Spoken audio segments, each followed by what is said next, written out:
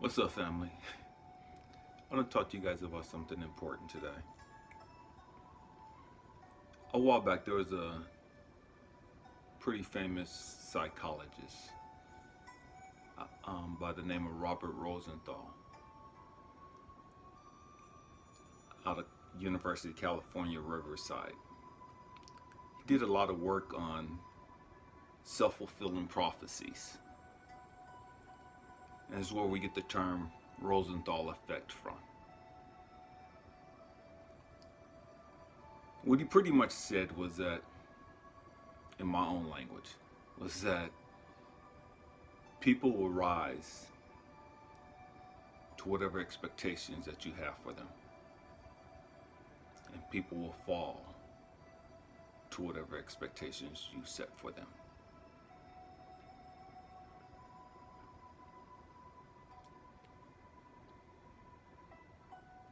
And a while back, I was working at Corcoran State Prison,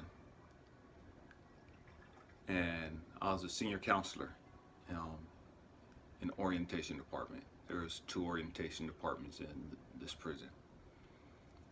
I'm G Yard, and I was originally in G1A. We had 83 inmates there in the housing unit. I had like 4 staff working for me. And we created an atmosphere that was real positive, real exciting.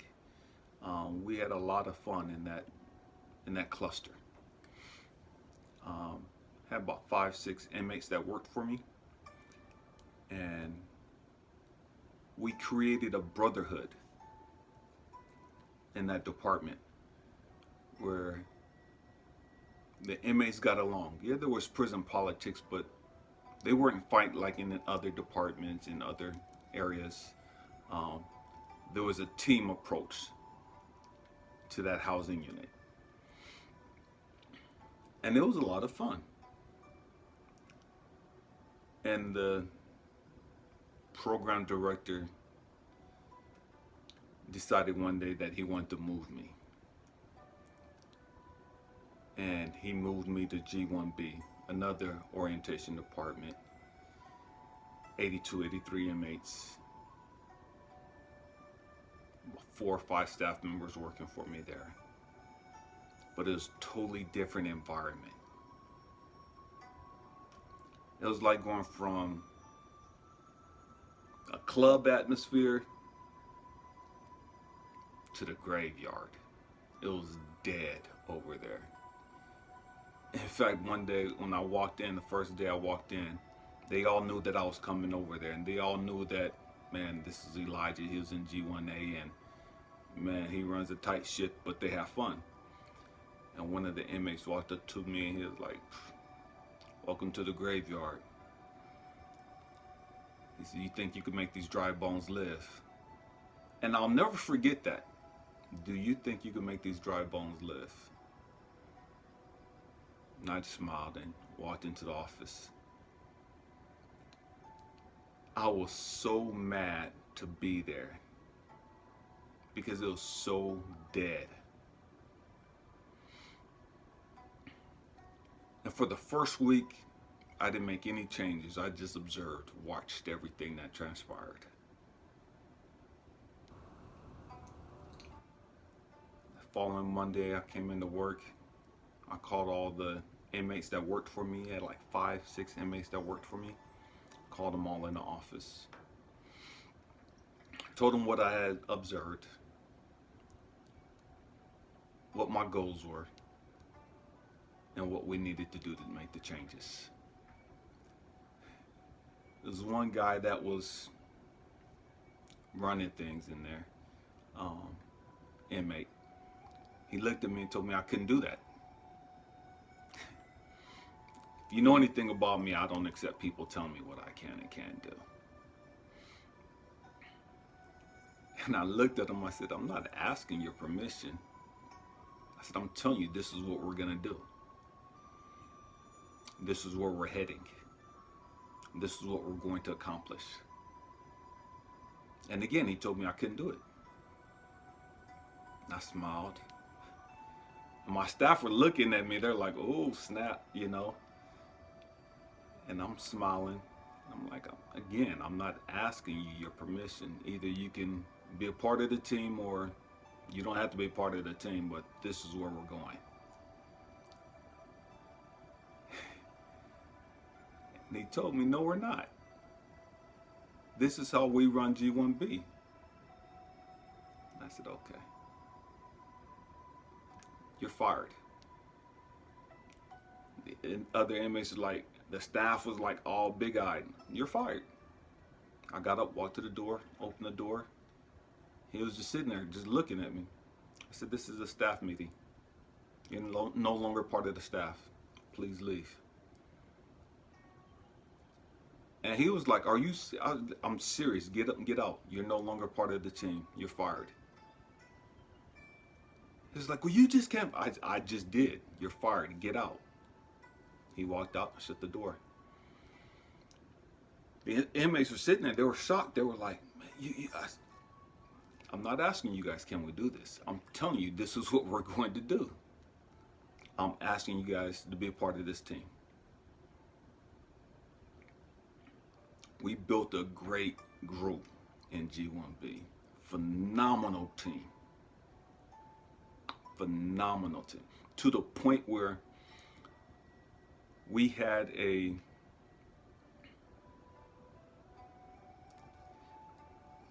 American Idol show. Again, you got about 83 inmates. And we had built a unit of so much fun. And it was so peaceful, and it was so, we were in prison, but it wasn't like we're in prison. Me and the staff was only there 8 hours out of the day. But it was a totally different atmosphere from what the rest of the yard was like. It was actually pleasant to be there. And we told everybody we're going to do this American Idol. And they were all for it. And to the point where the inmates were giving us food and their canteen and stuff that they had created and made to go in as gifts for first, second, and third place winners. People will rise to whatever expectations you set for them. Or they'll fall to whatever expectations you set for them. So you have all these inmates who on their own are bringing in things that they've made. Bringing in canteen, their food and stuff that they bought. So that we could divvy it up between first and second, third places. We had the assistant warden come to we had the show. We had the program director, the assistant director, staff, the building manager, staff from the other buildings wanting to come and check out our Corcoran Idol. I can't sing worth a lick. I can't carry a note, a tune in my pocket. But me and one of my staff members, we did this song, Rick James and Tina Marie, Fire and Desire. And it was crazy because we had different staff members set up as the judges. And we had like 30 some guys wanted to participate in this. And they were going to get up and sing and play music and whatever. Me and my staff, we weren't going to win. We knew we weren't going to win. We weren't even in the contest, but I believed in leading by example. And again, I can't sing. Got up and started singing Rick James, Fire and Desire. And I'm killing it. I mean, like, I'm butchering the song like bad. And these inmates are laughing at me so hard. Some of them have like tears coming down their eyes because they're laughing so hard. Some of them are actually on the ground holding their stomach, telling me, I can't breathe, I can't breathe, stop, stop. But it was fun. And the show lasted for about 90 something minutes. The staff, free staff, the assistant warden, the building manager, everybody's sitting there just in amazed how these inmates, these convicted felons, are laughing and having so much fun in prison. Nobody was tripping off prison politics. Nobody was tripping off racial stuff or any of that other stuff. Everybody was having fun. Everybody was laughing.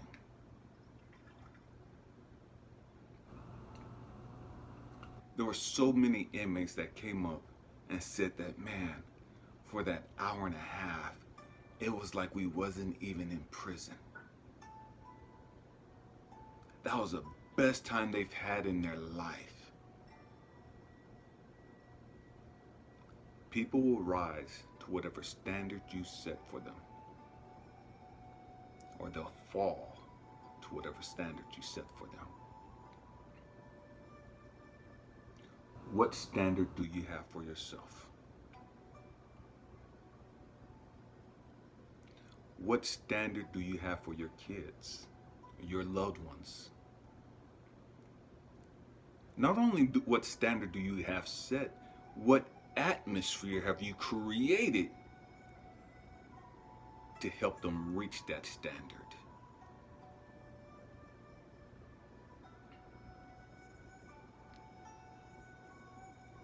Because you can have all the standards in the world, but if you don't create the atmosphere for that standard to be reached, it's not going to be reached. If your standard is so low, so negative, so toxic, and that's what you expect from them, that's what you're going to get. Because that's the atmosphere you created.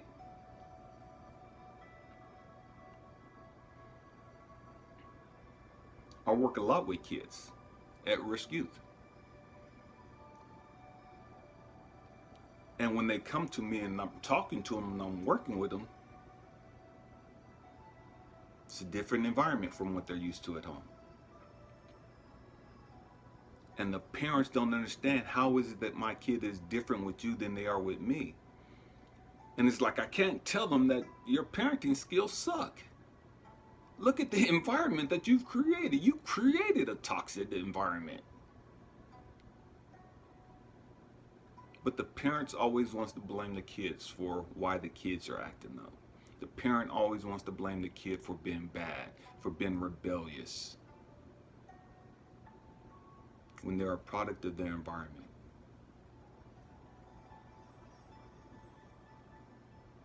People will rise to whatever standard you set, and in the atmosphere that you create, or they will lower their standards, and they will become the animal, the beast, the monster that you said that they should be, or that they would be.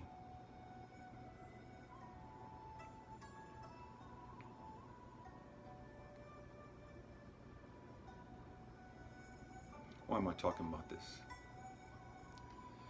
Look around in the country. Look at the standards that we have from our political leaders, religious leaders. It's no wonder our country is going the way that it is.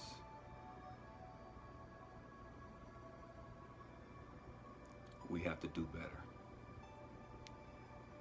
I love you guys. Peace.